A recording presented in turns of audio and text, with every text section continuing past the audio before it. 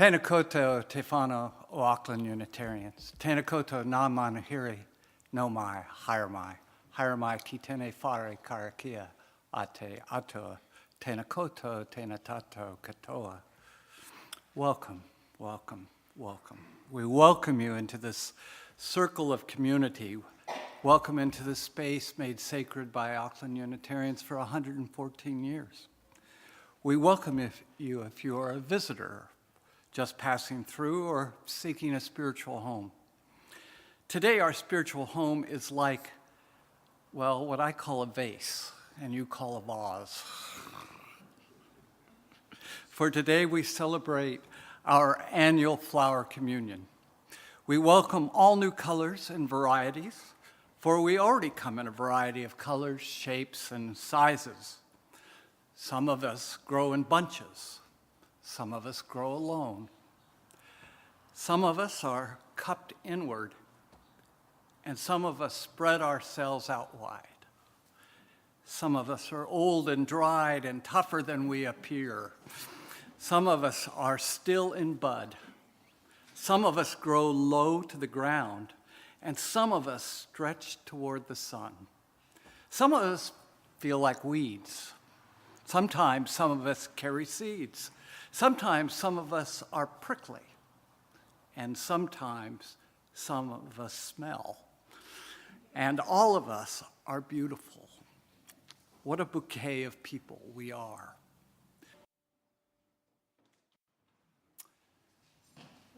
What is the purpose of the flower communion? I will let the widow of Norbert Chapek explain why her late husband first established it. Chapek's only motivation was to stress and bring about a kinder, gentler, and more peaceable world. As a symbol, he used flowers because in the name of a flower or flowers, no wars were waged, as was the case with the cross or the chalice. The flowers are used as symbols of the gifts which each person can make to the church and through the church to other persons. The exchange of flowers means that I shall walk without reservation with anyone, regardless of their social status or former religious affiliation, as long as they are ready and willing to go along in search of truth and service to humankind. We light the chalice this morning, rejoicing in our fellowship as a community of faith, which we signify this morning in our gathering of flowers. Keep us steadfast in our covenant, that by the testimony of our lives we may declare our commitment to transforming ourselves and the world to be a place of peace among all peoples. Now join me in saying the covenant of our church. Love is the doctrine of this church. The quest for truth is a sacrament, and service is its prayer. To dwell together in peace, to seek knowledge and freedom, to serve humankind in fellowship, to the end that all souls shall grow in harmony. Thus do we covenant with each other and with our God.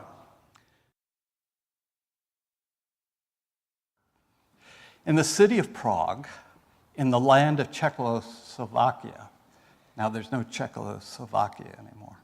There's now the Czech Republic and Slovakia, but at the time they were together. In the year 1923, there was a church, but the building did not look much like a church. It had no bells, no spires, no stained glass windows. It had no organ to make beautiful music. It didn't even have a piano. It had no carvings of wood or statues of stone. It had no candles or chalices. It had no flowers. The church did have some things. It had 4 walls and a ceiling and a floor. It had a door and a few windows. It had some wooden chairs, but that was all, plain and simple. Except the church also had people who came to it every Sunday. It had a minister, and his name was Norbert Chapek. He had been the minister at the plain and simple church for 2 years. Every Sunday, Minister Chopek went to church, and he spoke to the people while they listened, sitting quietly and still in those hard wooden chairs. When he was done speaking, the people talked a little bit among themselves, and then they went home. And that was all. No music, no candles, not even morning tea. Springtime came to the city of Prague, and Norbert Chopek went out for a stroll. The rains had come, the birds were singing, and the flowers were blooming all over the land. The world was beautiful. Then an idea came to him, simple and clear, plain as day. The next Sunday, he asked all the people in the church to bring a flower or a budding branch or even a twig. Each person was to bring one. What kind, they asked. What color? What size? You choose, he said. Each of you choose what you like. And so on the next Sunday, which was the first day of summer, the people came with flowers of all different colors, sizes, and kinds. There were yellow daisies and red roses. There were white lilies and blue asters, dark-eyed pansies and light green leaves, pink and purple, orange and gold. There were all those colors and more. Flowers filled all the vases, and the church wasn't so plain and simple anymore. Minister Chopek spoke to the people while they listened, sitting quiet and still in those hard wooden chairs. These flowers are like ourselves, he said, different colors and different shapes and different sizes, each needing different kinds of care, but each beautiful, each important and special in its own way. When he was done speaking, the people talked a little bit among themselves, and then they each chose a different flower from the vases before they went home. And that was all. And it was beautiful, plain, and simple as the day.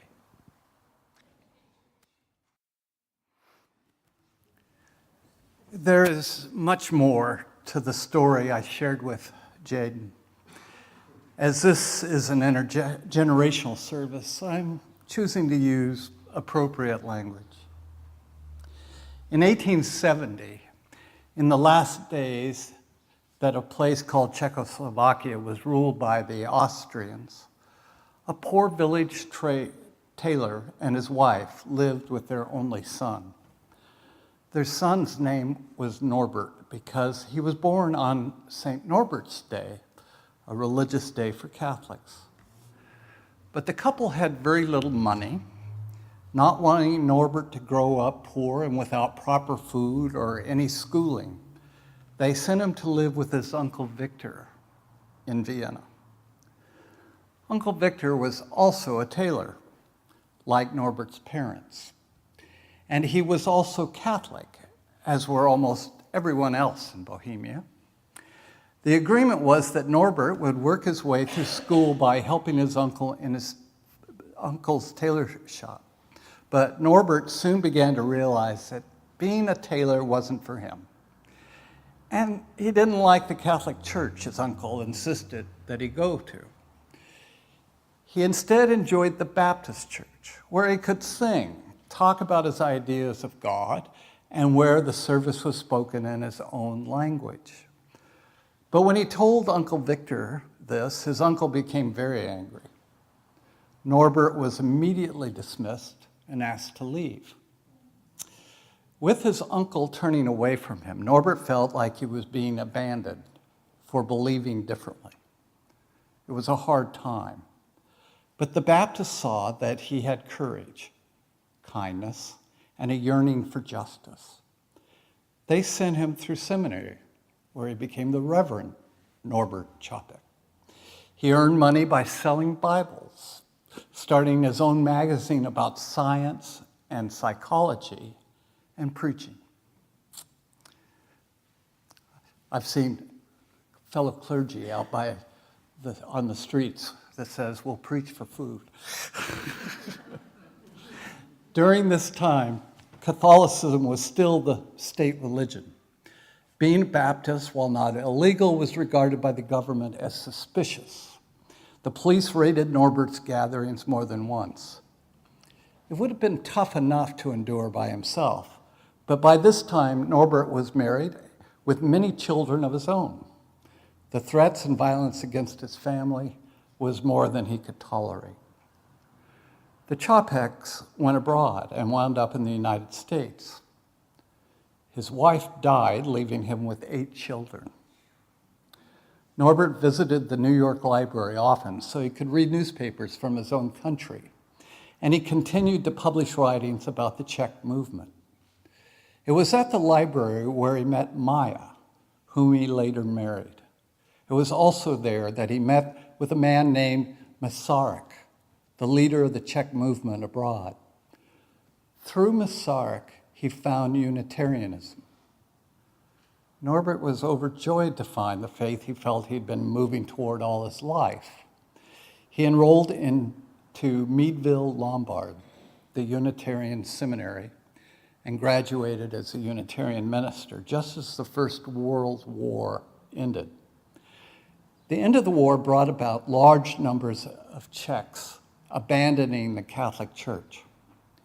Norbert's friend, Marošek, went back to lead the Czech people and became their first president.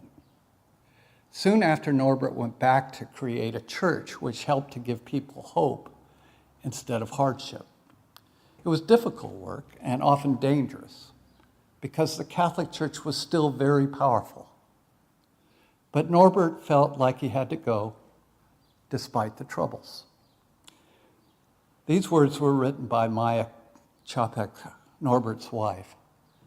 Listen how she describes returning to Czechoslovakia after the war. We did not know anyone there, nor did the Czech people know anything about Unitarianism. We rented a concert hall for our meeting, and it was jammed. Finally, we built our own place, which we called Unitaria. The services were starkly simple. People came from many religious backgrounds, and none wanted to be reminded of their old churches. No gown was to be worn by the minister, no singing of hymns, nor any prayers. Instead of passing collection plates, people paid as they entered. To avoid the appearance of organized religion, they called the movement the Liberal Fellowship. The stated goal was to provide spiritual and ethical education and create a loving community based on individual freedom and universal brotherhood. The Čapek's church flourished in the years between world wars.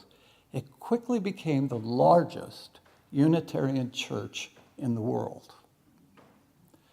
But with the occupation of the country by the Nazis, the church was threatened with extinction. Norbert knew that the people were frightened. Many among his congregation were threatened, or beaten, or put in prison. Some had their houses or businesses robbed, shut down, or burned by the Nazi soldiers. Others worried that they would be next. There seemed to be little to hope for. For some time, he had felt the need for some symbolic ritual that would bring people more closely together. The ritual had to be one which would not alienate any who left other religious traditions. The traditional Christian communion service with bread and wine was unacceptable to the members of the congregation because of their strong reaction against the Catholic Church, which they saw as having aided and abetted in their suffering. So Dr. Čapek turned to the native beauty of their countryside for elements of a communion, which would be genuine to them. This simple service was the result. It was such a success that it was repeated every year. The flower communion became a reminder that despite how hard life became, people had something beautiful to contribute, and that it was offered of their own free will to the common good. Also, that despite the troubles around them, each person could find something beautiful to take with them from the common good. Never one to shrink from crises, Norbert continued to preach against the Nazi occupation.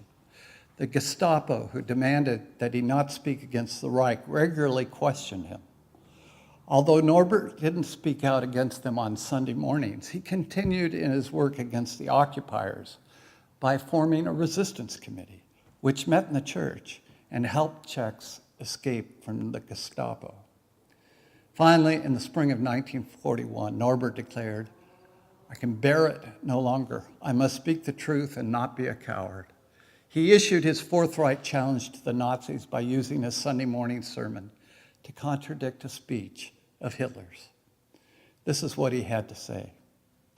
"We are today the only nation in the whole of Europe that is ready to resist oppression. Confronting our descendants, we will never have to feel ashamed of the fact that as a small nation in the middle of Europe, we were ready to defend human dignity, freedom, and justice from violence, lies, and lawlessness." 5 days later, the Gestapo came to his home, charged him with listening to a foreign broadcast, and sent him to prison. At the same time, a high-ranking Nazi official was assassinated, which ignited a fury of violence. Many Czechs were killed. Norbert was sent to Dachau in retaliation. In prison, Norbert kept his fellow inmates' spirits up with humor, caring, and cheerfulness. But as he was now over 70 years old, he was quickly transported with other older prisoners to that part of the camp where torturous experiments were being conducted. Norbert Čapek, after 4 months in Dachau, died in October 1942. At Norbert Čapek's flower communion service, after the vase was filled, he would offer this blessing. Infinite Spirit of life, we ask your blessing on these, your messengers of fellowship and love. May they remind us, amid diversities of knowledge and of gifts, to be one in desire and affection and devotion to your holy will. May they also remind us of the value of comradeship, of doing and sharing alike. May we cherish friendship as one of your most precious gifts.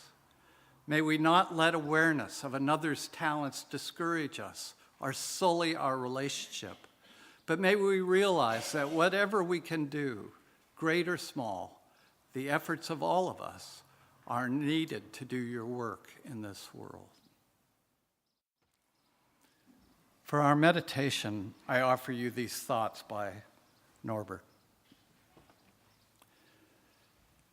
It is worthwhile to live and fight courageously for sacred ideals. Oh, blow your evil winds into my body's fire.